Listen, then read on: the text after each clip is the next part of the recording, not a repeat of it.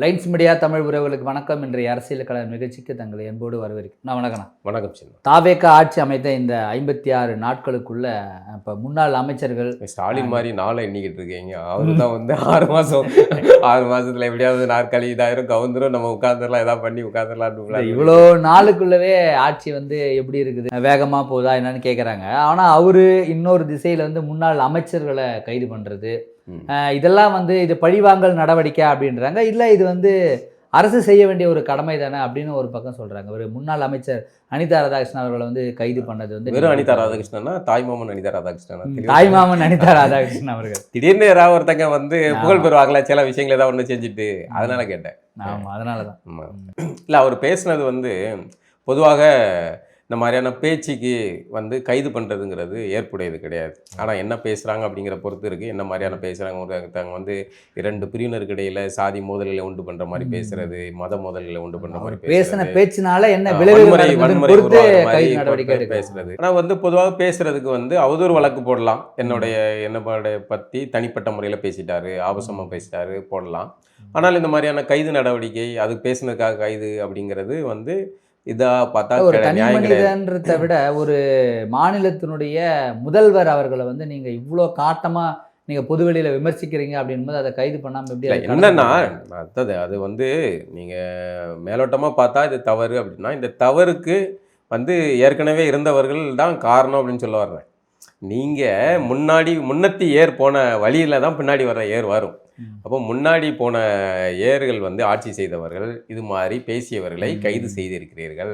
திமுக ஆட்சியில் அல்லது அதிமுக ஆட்சியில் நீங்கள் எவ்வளோ பேர் மீது உங்களை பற்றி விமர்சித்தவர்கள், கடுமையாக பேசியவர்கள் மீது எப்படி நடவடிக்கை எடுத்தீங்க அப்படிங்கிறதுக்கு சான்றுகள் இருக்குது. அப்போ நீங்கள் இன்னைக்கு விஜய் அவர்கள் வந்து அவங்க அரசு எடுக்கிறத வந்து குறை சொல்ல முடியாது. அன்னைக்கு ஸ்டாலின் அவர்கள் என்ன செய்துக்கிட்டு இருந்தார்? ஒரு சாதாரண ட்விட்டு போட்ட பசங்கள் எல்லாம், ட்விட்டர் போட்டவங்க, ஃபேஸ்புக்கில் எழுதுனவங்க தேடி கைது பண்ணீங்க. ஜனநாயக சக்திகள் எல்லாத்தையுமே அன்னாரி வளையத்தில் புதைச்சி வச்சிருந்தாலும் ஒன்றும் வாயை திறக்கல. அப்போ அதை தானே பார்ப்பாங்க, ஓகே இப்படி செய்யலாம் அப்படின்ட்டு. இன்றைக்கி அது உங்களுக்கு நடக்குது. இது பேசுனதுக்கு கைது அது ஒரு பேர் இல்லை, ஜாமீனில் வெளியே வந்துட்டாருன்னு வைங்களேன். இப்போ இது முன்னுதாரணமாக மாறுதுங்கிறேன். இப்போ அதே சமயம் ஆட்சிக்கு வந்த உடனே இவர்களுக்கு இப்படியான அந்த நாற்காலிக்குன்னு ஒரு பண்பு இருக்கும்ல, அந்த நாற்காலி பண்பு அதை செய்யும். அப்போ அது வந்து உட்கார்ந்தா எங்களை பற்றி யாரும் விமர்சிக்கக்கூடாது அப்படிங்கிறது. ஆனால் விமர்சனம் தான் ஒவ்வொருத்தரையும் செழுமைப்படுத்தும். நீங்கள் விமர்சனம் பண்ணுறீங்க. ஏன்னா இப்போ ராஜ்மோகன் அவர்கள் வந்து நல்ல விஷயங்கள் பாராட்டக்கூடியது. ஒரு யூமா வாசிக்குன்னு ஒரு எழுத்தாளர், அவருக்கான பணி இது முடிஞ்சு போச்சு போல இருக்குது. அது சம்மந்தமாக ஒரு பதிவு எழுதியிருக்காரு. அதை பார்த்துட்டு உடனடியாக நடவடிக்கை எடுத்து அவருக்கு வந்து பணியை தொடர்றதுக்கான ஒரு வாய்ப்பை உருவாக்கி கொடுக்குறார். இதெல்லாம் வந்து எளிய மனிதர்கள் அணுகக்கூடிய அளவில் இருக்கக்கூடிய செயல்பாடுகள், இதெல்லாம் பாராட்டுக்குரியது. அதே சமயம் தங்களுடைய அதிகார நாற்காலியை பயன்படுத்தி எதிர்தரப்பில் இருப்பவர்களை பழிவாங்குவதன் நோக்கில் இயங்கும்போது அது கொஞ்சம் காலத்தில் மக்கள்கிட்ட வந்து அம்பலப்பட்டு அது விமர்சனத்துக்குரியதாக மாறும். எவர் ஆட்சிக்கு வந்தாலும் சரி, ஆரோக்கியமான விமர்சனங்கள் பண்ணாமல் நீங்கள் சொன்னீங்க ட்விட் போட்டவங்களாம் தேடி கண்டுபிடிச்ச ஒரு சாமானிய ஜனநாயகவாதிகளை கைது பண்ணுவதற்கும் ஒரு முதல்வரை இந்த மாதிரியான முன்னாள் அமைச்சர் கைது பண்ணுறது ஒரு வித்தியாசம். தனிப்பட்ட விஷயங்களை பேசுறது தவறு. அதை வந்து சட்டமன்றத்தில் விஜய் அவர்கள் வந்து பேசினாரு, அப்பாவை காணுன்ட்டு. அதை உதயநிதி வெளியே வந்து செங்கல்பட்டில் அப்படின்னா அவர் ஒன்று பேசினார். கிட்டத்தட்ட அதே மாதிரியான ஸ்லாங் தான் வந்து இவர் அனிதா பேசியிருக்காரு. ஆமாம், எப்படி உதயநிதியும் கைது பண்ணணும். ஆமாம், அப்போ இதை கைது பண்ணீங்கன்னா இதையும் கைது பண்ணணும்ல. அப்போ என்னன்னா, தனிப்பட்ட விவகாரங்களே பொதுவாக யாரும் பேச வேண்டிய அவசியம் கிடையாது. இது வந்து திராவிட கலாச்சாரம் உருவாக்கியது. பெண்களை வந்து இழிவுபடுத்தி பேசுறது அவர்கள் பேசியே வளர்ந்தது. ஆமாம், பேசியே வளர்ந்தாலும் எப்படி பேசி வளர்ந்தாங்க அப்படிங்கிறது இருக்கு. அதுக்குன்னா இதுக்கெல்லாம் வச்சுக்கிடுவாங்க. வெற்றி கொண்டான், தலைமை வெற்றி கொண்டான் கருணாநிதி. அவர் சில விஷயங்கள்லாம் பேச முடியாதெல்லாம் இந்த வெற்றி கொண்டான், தீப்பொறி ஆறுமுகம் மாதிரி ஆளுகளை பேச விட்டு ரசிக்கிறது எல்லாமே. கி வீரமன்லாம் வந்து திமுக கிருஷ்ணமூர்த்தி வந்திருந்தாரு. ஆமா, இப்ப பேச உள்ள போயிட்டாரு. அதை வந்து ரசிக்கிறாங்கல்ல, என்ஜாய் பண்றாங்கல்ல. அதை வந்து எல்லாரும் வந்து ஜாலியா இருக்குன்ட்டு நீங்க ஒரு கிருஷ்ணமூர்த்தி மாதிரியான ஒரு ஆபாச பேச்சாளனை வந்து அங்கீகரிக்கிறீங்க. திமுகவுடைய மேடை பேச்சாளர் அங்கீகரிக்கிறீங்க. தயாநிதி மாறன்லாம் கொண்டாடுறாப்புல. எப்படி தயாநிதி மாறனுக்கு ஒரு முகம் இருக்குல்ல, நீங்கள் ஒரு கார்பரேட் சேனல் நடத்துறீங்க வைக்கிறீங்க அப்படின்னு இந்த சாஃப்ட் முகம் இருக்குல்ல. இந்த மாதிரியான ஆபாச குப்பைகளை வந்து எப்படி நீங்கள் அங்கீகரிங்க? அப்போ நீங்கள் பேச விரும்புகிறதையும் மனசில் வச்சிருக்கிறத அந்த குப்பை பேசுது. அதனால நீங்க வந்து அதை என்கரேஜ் பண்றீங்க, கைத்தட்டி ரசிக்கிறீங்க. கி வீரமணி ரசிச்சாப்பு இல்ல, இளையராஜா குறித்து ஈவி.கே. இளங்கோவன் பேசின உடனே உள்ளுக்குள்ள இருக்க கி வீரமணிக்குள்ள இருக்கிற உள்ளுக்குள்ள இருக்க அந்த கேரக்டர் வந்து வெளியே கைத்தட்டு வெளியே வந்து தட்டுது. இளங்கோவன் நீங்க பேசுற தவறு அப்படின்னு பேசினா நீங்க சரியான சமூக நீதி பார்வை கொண்டவராக இருக்கும். ஆனா நீங்க அதை ரசிக்கிறீங்கன்னா ஈவி.கே. இளங்கோவனை விட நீங்க கேவலமானவர், அதுதான் அதுல இருக்கிறது. அப்போ இளையராஜாவை பேச முடியாத வன்மத்தை ஆசிரியர் கி வீரமணி மானமிகு ஆசிரியர், வெறும் ஆசிரியர் கிடையாது, மானமிகு ஆசிரியர். ஆனால் அவர்களுக்கு தான் மானம் இருக்குது, மற்றவங்களுக்குலாம் கிடையாது. அப்படியான மாதிரியான பேச்சுகளை தவிர்க்க வேண்டியது அவசியமானது. அனிதா ராதாகிருஷ்ணன் அவர்கள் பேசிய பேச்சு தவறானது தான், அது வந்து தவிர்க்கப்பட வேண்டியதுதான். அதுக்கு வந்து கைது நடவடிக்கை அப்படிங்கிறது அதுக்கு காரணம் திமுகவினர் செய்த முன்காட்டிய வழிகள் தான் காரணம் செய்கிறாங்க. இப்போ திருமாவளவன் அவர்கள் வந்து தொடர்ந்து நான் வந்து இடைத்தேர்தலில் நிற்க மாட்டேன், நீங்கள் எத்தனை முறை கேட்டாலும் இதுதான் என்னுடைய பதில் அப்படின்னு சொன்னார். ஆனால் அந்த விடுதலை சிறுத்தைகள் கட்சியில் இருக்கக்கூடிய நபர்கள் வந்து தனியாக தீர்மானம் நிறைவேற்றிருக்காங்க. திருச்சி கிழக்கு தொகுதியில் இடைத்தேர்தலில் அண்ணன் திருமா அவர்கள் முதல்வர், அண்ணன் திருமா அவர்கள் வந்து எம்எல்ஏ கேண்டிடேட்டாக நிற்கணும், நின்று ஜெயிச்சு உள்ளே போயிட்டு துணை முதல்வர் ஆகணும் அப்படின்னு தீர்மானம் நிறைவேற்றிருக்காங்க. இது சமூக வலைதளத்தில் இப்போ பேசுபொருளாக இருக்குது. இது எந்த மாதிரியான முடிவு அவர்கள் எடுப்பார்கள்? அதாவது ஏற்கனவே எடுக்கப்பட்ட முடிவு, அதில் வந்து உடனடியாக வந்து நான் நிற்கிறேன் அப்படின்னா அது வந்து இது கிடையாது. எப்படி எல்லாரும் சேர்ந்து தலைவா வா தலைவா வா தலைவா நில்லு தலைவா போட்டியிடு தலைவா உன்னை துணை முதல்வராக பார்க்கணும்னு ஆசைப்படுறோம் அப்படின்னு 4 பக்கம் இருந்தும் கதறல் குரல்கள் கேட்டா அதன் பிறகு தலைவர் வந்து அது என்ன மாதிரியான ரியாக்ஷனை திருப்பி கொடுக்குது அப்படின்றத தலைவர் அதன் பிறகு ஒரு முடிவு எடுத்து ஆமாம் தொண்டர்களுடைய வேண்டுகோளுக்கு இணங்க நாங்கள் திருச்சி கிழக்குல போட்டியிடலாம் முடிவு செஞ்சிருக்கிறோம். உதயநிதி சொன்னாரு, இவரு மகேஷ் சொன்ன மாதிரி எல்லாரும் சொல்றாங்க அதனால அப்படின்ட்டு அது மாதிரியான திரும்ப அடிக்கடி சொல்ற அந்த ஸ்ட்ராட்டஜி அப்படிங்கிற மாதிரி இது ஒரு ஸ்ட்ராட்டஜி. அதனால வச்சிருக்காங்க. அது ஏற்கனவே ஃபிக்ஸ் செய்யப்பட்டதுன்னு நினைக்கிறேன். அவர் எப்படி விரும்புறாங்களா அவர் உள்ள வரணும்? ஆமா உள்ள வரணும், கட்சி ஆட்சி தொடரணும், எந்த வித இடைஞ்சலும் இல்லாம இருக்கணும் அப்படிங்கிறதுக்காக ஒரு காய் நகர்த்தல் தான். இன்னொன்று திருமாவுக்கு துணை முதல்வர் பதவி கொடுக்கணும் அப்படிங்கிறது அவர்களுடைய விருப்பம்னு நினைக்கிறேன். அதன்படி காய் நகர்த்தல் நடந்துகிட்டு இருக்கு. தேர்தலில் போட்டியிடுவார் அப்படின்னு தான் நம்மளுடைய உள்ளுணர்வு சொல்லுது. போட்டிட்டாலும் வெற்றி பெறுவார், அதுக்கப்புறம் துணை முதல்வர் ஆக்குவாங்க. இப்போ ஆளுநர் அவர்கள் வந்து இதுக்கு முன்னாடி இருந்த ஆளுநர்களுக்கும் தமிழ்நாடு அரசுக்கும் எப்பயுமே வந்து ஒரு எதிர்மறை கருத்துக்களாகவே இருக்கும். நான் இப்போ இருக்கிற ஆளுநர் வந்து எதிர்மறையாக இருந்தாலும் நான் தாவேக அரசுடன் இணைந்து செயல்பட நான் தயார் அப்படின்னு சொல்கிறதையும், மக்கள் உங்களுக்கான பிரச்சனைகளை நீங்கள் வந்து ஆளுநர் மாளிகைக்கே வந்து நீங்கள் சொல்லலாம் அப்படின்ற இந்த போக்கை நீங்கள் எப்படி நான் பார்க்குறீங்க? இல்லை அதை நாம என்ன சொல்கிறது, அவருங்க நிர்மல்குமார் பாஜகவை சேர்ந்த முன்னாள் ஆளே வந்து அவரே வந்து அதை எதிர்க்கிறாரு. என்னென்னா பொதுவாக வந்து மாநில அரசு எதுக்கு இருக்குது? மக்கள் பிரச்சனைகளை தீர்க்கிறதுக்கு தான் மாநில அரசு இருக்குது. அது மக்களால் தேர்வு செய்யப்பட்ட ஒரு அதிகார அமைப்பு. அதை தீர்வு பண்ணது மக்களுடைய பிரச்சனைகள் என்ன, நகராட்சி இருக்குது, மக்கள் பிரதிநிதிகள் இருக்காங்க, அவங்க பார்த்துக்கிடுவாங்க. ஆளுநர் இங்கே உள்ள மத்திய அரசுடைய ஒரு பிரதிநிதியாக இருக்கார். முக்கியமான ஒரு பிரச்சனைகள்லாம் வேறு, சின்ன சின்ன விஷயங்களுக்குலாம் என்ன வந்து மக்கள் பாருங்கன்னா, அப்போ முதல்வர் எதுக்கு இருக்காரு, எம்எல்ஏ எதுக்கு இருக்காரு? அப்போ இதுக்கு பின்னாடி என்னன்னா வந்து திமுக ஆட்சியில் எப்படி அந்த ஆளுநரை வச்சு குடைச்சல் கொடுத்தாங்க, அதே மாதிரி ஜோசப் விஜய் ஆட்சிக்கு பாஜகவுடைய ஆளுநர், புதிய ஆளுநர், பொறுப்பு ஆளுநர் வந்து குடைச்சல் கொடுக்கறதுக்கான ஸ்கிரிப்ட் போடப்பட்டு விட்டது. இல்லை ஒரு ஆளுநர்கிட்ட வந்து மக்கள் உங்களுக்கான பிரச்சனையை சொல்லுங்க, நாங்கள் சரி செய்யலாம். ஒரு பயணத்துக்கு போறீங்க, போகும்போது அப்படிங்கும்போது ஒரு பெரியவர் வர்றாரு, ஒரு அதிகாரமிக்க பதவியில் இருக்கவங்க அவர்கிட்ட ஒரு மனு கொடுத்தாருன்னா காய் நகரம் அப்படிங்கிறது வேற.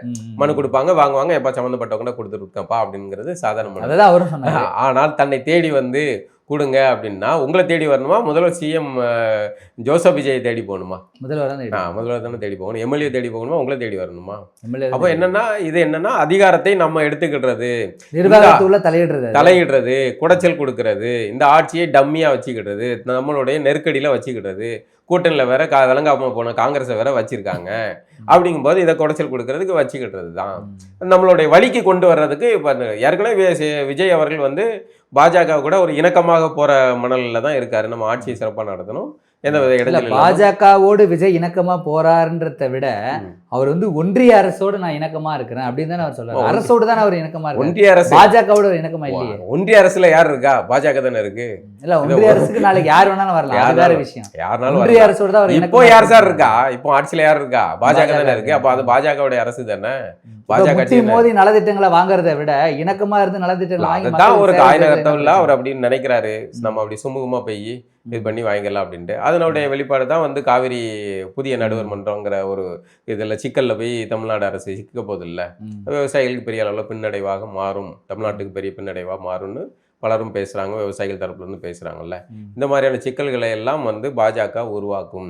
இந்த வலையில் விரிக்கிற வலையில் போய் இவர்கள் சிக்குவார்கள். அதனுடைய தொடர்ச்சியாக தான் இந்த ஆளுநருடைய இந்த செயல்பாடு இருக்குது. கடந்த ஆளுநர் ஸ்டாலின் அவர்களுக்கு குடைச்சல் கொடுத்தாரு. இந்த ஆளுநர் எல்லாரும் வந்து எதிர்ப்பு தெரிவிச்சாங்க. இப்பவும் எதிர்ப்பு தெரிவிக்கணும்ல. இப்போ நாம எதிர்ப்பு தெரிவிக்கிறத விட மாநிலத்தை சேர்ந்த முதல்வர் அவர்கள் பேசணும். இது இப்போ கடந்த இதில் பேசுகிறாங்கல்ல, கடந்த ஆட்சியில் பேசுகிறாங்கல்ல, விமர்சிச்சாங்கல்ல, அது மாதிரி இப்போ நீங்கள் பேசணும் அப்படிங்கிறதுக்காக சொல்கிறேன். இப்போ ஒவ்வொரு சனிக்கிழமையும் வந்து பனையூர் ஆஃபீஸ் வந்து திருவிழா கோலம் மாதிரி ஆயிடுது.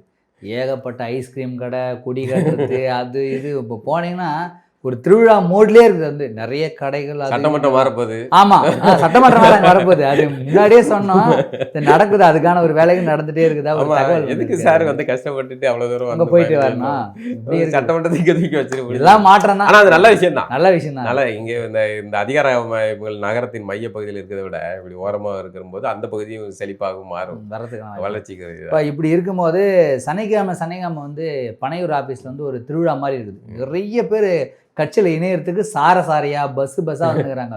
முன்னாள் அமைச்சர்கள், முன்னாள் எம்எல்ஏ, முன்னாள் எம்பி, முன்னாள் நகரமன்ற கேட்டை திறந்து கேட்டுக்குள்ள எவ்வளவு பெரிய ஆட்கள், எம்பி, எம்எல்ஏ, அமைச்சர்கள் அலையறாங்க. கேட்டு திறந்து அந்த பனையூர் காத்தை சுவாசிச்சணும்னு நினைக்கிறாங்க. இப்படி ஒவ்வொரு சனிக்கிழமையும் நடக்குதுன்னா இது எதை நோக்கி தான்? ஒவ்வொரு புறங்கள்ல வெள்ளி செவ்வாய்க்கிழமை வந்து கோயில் கொடை விழா நடத்துவாங்க. அது மாதிரி ஒரே திருவிழா கொட்டை, வெள்ளி செவ்வாய்னா கோயில் கொடை அப்படின்ட்டு. அது மாதிரி இப்போ சனிக்கிழமை வந்து தாவை காலகுலம் பனையூர்ல திருவிழாவா இருக்கு.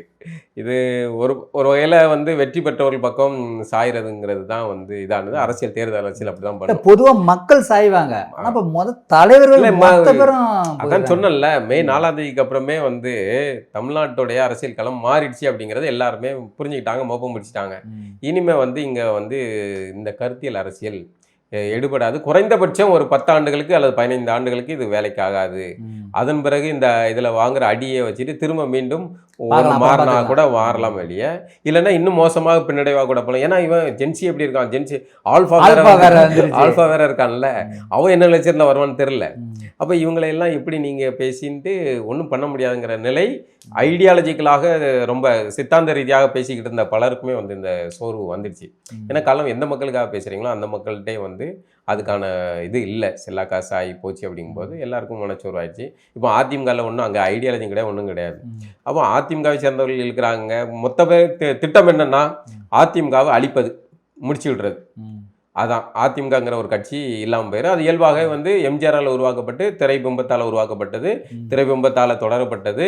அதன் பிறகு இப்போ திரைபிம்பம் அங்கே இல்லை. இப்போ யாருமே எடப்பாடி சினிமா நடிகர் கிடையாது, ஓபிஎஸ் சினிமா நடிகர் கிடையாது, அப்படி இப்படின்னு எல்லாம் அந்த ஆட்கள் ஜெயலலிதாவை வச்சு இவங்க அரசியல் இருந்தாங்க. அந்த ஆட்சி தக்க வச்சாங்க, அவ்வளோதான். புதிதாக ஆட்சி பிடிக்க முடியல. இப்போ விஜய்ங்கிற ஒரு நடிகர் புதிய கட்சி தொடங்கினார். அதே அந்த அதிமுகவுடைய செட்டப் அப்படியே தாவைக்கு அதை தான் ஆதவ அர்ஜுனாவும் பேசியிருக்காப்புல. அதிமுகவில் இருக்க ஒவ்வொருத்தரையும் இங்கே இணைக்கணும் அப்படிங்கிறது. அப்போ அதன்படி வேலைகள் நடந்துக்கிட்டு இருக்கு. மொத்த அதிமுக கூடாரமும் முடிஞ்சிடுச்சு. எடப்பாடி தன்னுடைய சுயநலனால அதிமுகவை அழித்தார். அவர் வந்து ஒரு வேலை இதை வந்து தக்க வைக்கணும்னு நினச்சிருந்தால் தக்க வச்சிருக்க முடியும். அந்த சமயத்திலே கூட வந்து இவர்களுடைய வேலுமணி இவங்களுடைய இதை பேச்சை கேட்டு ஆதரவு கொடுக்குறோம் அப்படிங்கிறத சொல்லியிருந்தால் அது ஒரு சாதகமான சூழலை உருவாக்கி இருக்கலாம். இதை ஆட்சியும் தக்க வச்சுக்கலாம், ஆட்சியிலையும் பங்கு பெற்றிருக்கலாம். அந்த சமயத்தில் எடப்பாடி வந்து வேற ரூட் எடுத்து அதிமுக கூட கூட்டணி ஆமாம் அப்படின்னு ஒரு பிளான் பண்ணது. அமெரிக்க மாப்பிள்ளை அது மாதிரி ஏதாவது பண்ணியிருக்கலாம். அதை விட்டுட்டாங்க. அதோடைய விளைவு இன்னைக்கு வந்து மொத்த கூடாரமும் காலி ஆகி போச்சு. திமுக கொஞ்சம் உயிர் ஊசல் ஆடிக்கிட்டு இருக்கு. அதான் தான் நீங்கள் சொன்ன மாதிரி கொள்கை, கோட்பாடு, சித்தாந்தம் இருக்கிற திமுக இன்னும் உயிர் வாழுது. எதுவுமே இல்லாத ரசிகர் மனையில உருவான அண்ணா எதால கட்டமைக்கப்படுது. நாளைக்கு இதே தானே தாவேக்காகும் நடக்கும். விஜய் காலத்துக்கு பிறகு அது என்னவாகும் அப்படின்னு பார்த்தீங்கன்னா இல்லை, அப்போ வேற ஒரு நடிகர் வந்தாருன்னா அங்கே மாறும். அப்படிதான் இது. நீங்கள் அதான் வந்து எப்பவுமே சித்தாந்தங்கள் நிலைத்திருக்கும். தனிநபர் பிம்பங்களால் கட்டமைக்கப்படுறது வந்து தனிநபர்கள் காலத்துக்கு பிறகு மறைந்த பிறகு அது அப்படி மண்ணோட மண்ணாக முடியும். இதுதான் வந்து அதில் இருக்கிற சிக்கல் இந்த கட்சிகள். அப்போ தாவேக்கா இப்போ அந்த வேலையை செய்யுது. அதிமுக மொத்தமாக முடிச்சாச்சுன்னா அதிமுக இடத்துல வந்து தாவேக்கா உருவாயிரும், முழுக்க வந்து தாவேக்காவா மாறிடும். எதிர்த்தரப்புல ரெண்டாவது இடத்துக்கு போட்டி தான் இப்போ வந்து இது முதல் இடம் கிடையாது, முதல் இடத்துக்கு வாய்ப்பில்லை. அப்போ வந்து அந்த ரெண்டாவது இடத்தை தக்க வைப்பதற்கு திமுகவுக்கு போட்டி, சீமான் போட்டி போடுவார் அப்படின்னு நம்பப்படுது. அடுத்ததா வந்து அதிமுக தான் இல்லையே, அப்போ பாஜக அண்ணாமலை வருவார். இப்போ வந்து இவர்கள் 3 பேர்ல யாரை வந்து மக்கள் தேர்வு பண்றாங்க, யாரு வந்து தாவேக்கா அரசை தீவிரமாக எதிர்க்கிறாங்க அப்படிங்கிற பொறுத்து அந்த இடத்த வந்து முடிவு பண்ணும். மீண்டும் ஒரு நிகழ்வு சந்திப்போம்னா. நன்றி. நன்றி.